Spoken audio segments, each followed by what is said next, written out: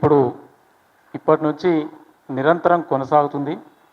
ఇందులో ఎటువంటి తేడా రాదని నేను అనుకుంటున్నాను. ఎందుకంటే పెద్దలు చిరంజీవులు సార్తోని స్టార్ట్ చేసినాం కాబట్టి మళ్ళీ మీరు అన్నట్టు ఎవ్రీ మంత్ ఒక ఐఏఎస్ కానీ ఒక ఐపీఎస్ కానీ ఒక జడ్జి కానీ బీసీలో ఉన్నటువంటి వారిని మాత్రమే ఈ వేదిక ద్వారా కుల సంఘాల మధ్యన కూర్చోబెట్టుకొని మన అన్ని సమస్యలకు పరిష్కార మార్గాన్ని ఎన్నుకునేటట్టు ఇప్పుడు చెప్పినటువంటి అన్నీ కూడా ఇక్కడ ఈ ప్రెస్ క్లబ్లో దాదాపు 1965 నుంచి ఈ ప్రెస్ క్లబ్ ఉన్నది ఇక్కడ. అంటే ఇక్కడ ఈ ప్రాంగణం లేదు, ఈ మధ్యకాలంలో వచ్చింది. దీని ప్రెసిడెంట్లు అంతా కూడా రెడ్డి, కమ్మ, వెలమ, బ్రాహ్మణులు ఉండేవారు. మేము కొంతమంది మిత్రులం, ఇది 1600 మంది మెంబర్స్ ఉన్న ఈ క్లబ్లో మేము ఒక లెక్క తీసినాం. లెక్క తీస్తే 950 మంది బీసీలు ఉన్నారు. కానీ మేము లెక్క తీసేపటికి ఎవరు కూడా బీసీ ప్రెసిడెంట్ కాలే, అంతా రెడ్లో కమ్మంలో ఉన్నారు. మేము ఆ 950 మందిని పర్సనల్గా పర్సన్ టు పర్సన్ కలిసిన తర్వాత ఫస్ట్ రాజమౌళిచారిని విశ్వకర్మ అత్యంత మెజార్టీతోని బీసీల ఓట్లన్నీ బీసీలకు వేసుకొని ఇక్కడ ప్రప్రథమంగా రాజమౌళిచారిని గెలిపించినాం. ఇప్పుడు అదే ఆనవాయితీ కొనసాగుతుంది. ఇప్పుడు వేణు అని ఇక్కడ ప్రెసిడెంట్ ఉన్నాడు, ఆయన మున్నూరు కాపు. భవిష్యత్తులో నాకు తెలిసి ఈ ప్రెస్ క్లబ్లో నాన్ బీసీ అనేవాడు ప్రెసిడెంట్గా ఎలక్ట్ కావడానికి హైలీ ఇంపాసిబుల్. నేను ఎందుకు చెప్తున్నానంటే నేనున్న ఏరియాలో ఇదొకటి మనం సాధించినాం కాబట్టి ప్రతి ఏరియాలో ఒక గ్రామంలో సర్పంచ్గా నిలబడ అనుకున్నవాడు ఆ గ్రామంలో 8 నుంచి 10 కులాలు ఉంటాయి. ఆ 8 నుంచి 10 కులాలకి మన రెగ్యులర్ కాంటాక్ట్లు ఉంటే 10 లక్షలు కాదు 20 లక్షలు ఖర్చు పెట్టాల్సిన అవసరం లేదు. ఆ ప్రేమతోని వాళ్ళ మధ్యలో ఉన్న ప్రేమతోని సంపాదించుకుంటే మనం సర్పంచ్ కాగలం, వార్డు మెంబర్ కాగలం. అట్లనే మండలంలో దాదాపు ఒక 15 నుంచి 20 కులాలు ఉంటాయి. ఆ 15 నుంచి 20 కులాలకు సంబంధించిన మిత్రులందరినీ రెగ్యులర్గా కలుసుకుంటే ఆ మండలానికి మనం ఎంపీపీగా మన బీసీల నుంచి ఒకటి కాగలం, అట్లనే జడ్పీటీసీ కాగలం. ప్రతి నియోజకవర్గంలో అసెంబ్లీ నియోజకవర్గంలో 35 నుంచి 40 కులాలు ఉంటాయి. 35 నుంచి 40 కులాలు ఎవరైతే మంచిగా కాంటాక్ట్లో ఉంటారో డెఫినెట్లీగా ఈ రాష్ట్రంలో 88 జనరల్ నియోజకవర్గాలు ఉన్నాయి కాబట్టి తప్పనిసరిగా అత్యధికంగా బీసీలే ఎమ్మెల్యే అవ్వడానికి అవకాశం ఉంటుంది. కాబట్టి ఇందాక మిత్రులు సంగిశెట్టి గారు చెప్పినట్టు మనోళ్ళకు ఒక ఈగో ఫీలింగ్ ఉంటుంది. ఇవాళ బయలుదేరిందంటే ఓ రెడ్డితోనో కమ్మతోనో సెల్ఫీ తీసుకుని వాడికి సోషల్ మీడియాలో పెట్టుకుంటే తప్ప నిద్ర పట్టదు. అది పోవాల. ఒక బీసీతోనో ఒక ఎస్సీతోనో ఒక ఎస్టీతోనో ఒక మైనారిటీతోనో దిగి సోషల్ మీడియాలో పెట్టుకున్నప్పుడు సంతోషపడే రోజు రావాలా.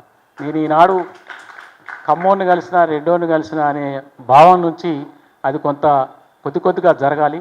ఇలాంటి అన్నీ జరగాలంటే కొంత మనలో ఇంతకుముందు చెప్పినట్టు చాలామంది ఐక్యత లేదనేది నేనైతే ఒప్పుకోను. ఐక్యత ఉన్నది కానీ దాన్ని ఎట్లా ముందుకు తీసుకుపోతలేదు అనే దాని మీదనే కొంత చర్చ జరగాలి. మేధావులందరూ కూడా కొంత ఆలోచన చేయాలి. ఎందుకంటే ఐక్యత లేనిది ఇంతమంది ఇక్కడ కూర్చోరు. దాదాపు మీరు అనుకుంటారు ఇక్కడ గంగిరెద్దుల, మందుల, బోయ, కుమ్మరి, రజక, మంగలి ఎన్ని కులాలని ఇక్కడ కూర్చున్నాయి. పెరిక, దేవాంగ, పద్మశాలి, సగర, ఒడ్డెర, నాట్య జోక్. ఎందుకంటే దీన్ని మనం కంటిన్యూటీ చేయాలంటే రెగ్యులర్గా కలవడం అవసరం. మనకు రెడ్లు రోజు కలుస్తారు నిజాం క్లబ్బుల్లో, పత్తమేదాన్ క్లబ్బుల్లో. వాళ్ళకి యూనిటీ ఈజీగా వస్తుంది. మనం కలుసుడు ఎక్కడిది? మనం ఇప్పుడు కలిస్తే మళ్ళీ నెల వరకు మనం అనుకున్న ప్రోగ్రాంకు తప్ప ఇంకో మధ్యలో లేదు. కాబట్టి మనకు జనాభా ఎక్కువ కాబట్టి వీటన్నిటిని కూడా ఎట్లా చేస్తే ఐక్యతకు ముందుకు పోతామనే దాని మీద ప్లాన్ లేద్దాం. అన్ని సెక్షన్లలో మన అందరు ఉన్నారు కాబట్టి దీన్ని ఎట్లా ముందుకు తీసుకుపోతే ఈ వర్గాలకు రాజ్యాధికారం వస్తుందనే దాని మీద సూచనలు సలహాలు చేయండి. తప్పనిసరిగా బీసీ సమాజ్ బీసీల కొరకే పనిచేస్తుంది.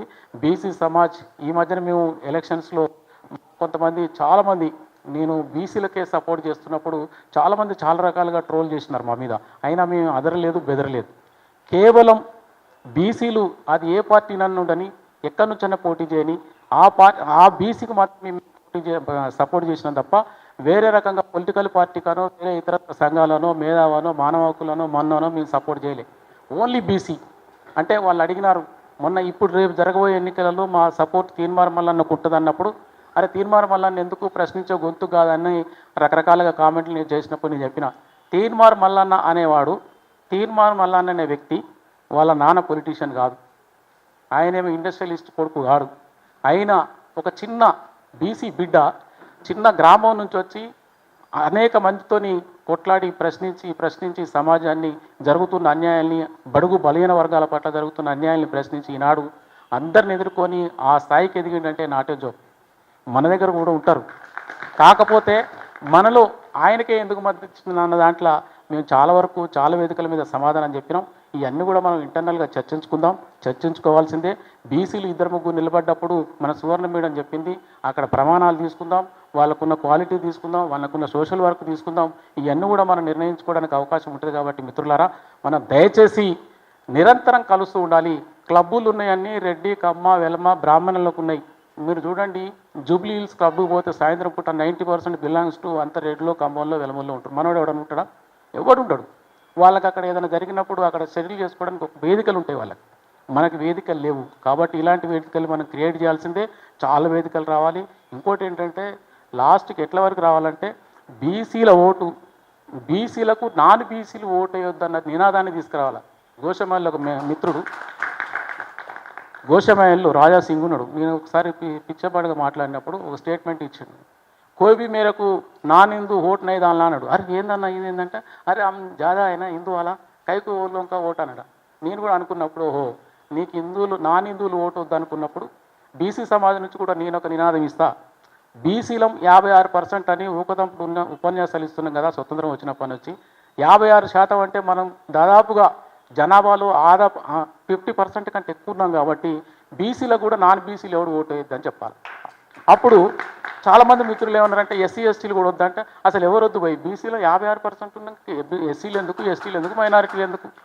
ఎస్సీ ఎస్టీ బీసీ మైనారిటీ అనేది ఫేక్ నా దృష్టిలో. అది ఎప్పుడు కూడా చౌరస్తా దాకా వస్తుంది, ఎవరి దారాలు పోతురు. కాబట్టి దయచేసి బీసీలం సంఘటితమైదాం. మనకు మందుల కులం ఉన్నది, గంగిరెద్దుల కులం ఉన్నది, మనం అంత మౌత్ క్యాంపెయినర్స్, కర్పూరు ఠాకూర్ వారసులు ఉన్నాము, మనం చాకలెల్లమ్మ వారసులు ఉన్నాము. దాదాపు మనకు లేనిది ఏముందని చెప్పండి, నాకు అర్థం కాదు. కాబట్టి దయచేసి ఇప్పటి నుంచైనా గ్రామ స్థాయి నుంచి మనందరం కూడా సంఘటితమైదాం. గ్రామ స్థాయిలో ఉన్నటువంటి కులాలను సమీకరిస్తూ ఐక్యంగా మనం ముందుకు పోతే మనకు వార్డు మెంబర్ నుంచి ఎంపీ వరకు ఎవ్వడు మనకు ఎదురు నిలబడలేడు. దీనికి ఎట్లా ముందుకు పోతే, ఇందాక మన శేషగిరిరావు అన్న చెప్పిండు. నేను శేషగిరిరావు అన్న వైపు పోయినా.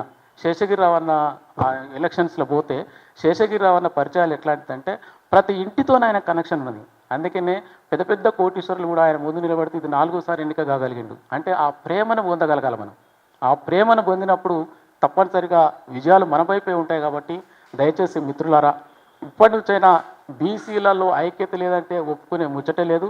బీసీలలో ఐక్యత ఉన్నది కాబట్టి ఈ మాత్రం మనం నిలబడగలుగుతున్నాం. కాబట్టి మనం పెద్దల్ని గౌరవిద్దాం, మన తోటి కులాలని గౌరవిద్దాం.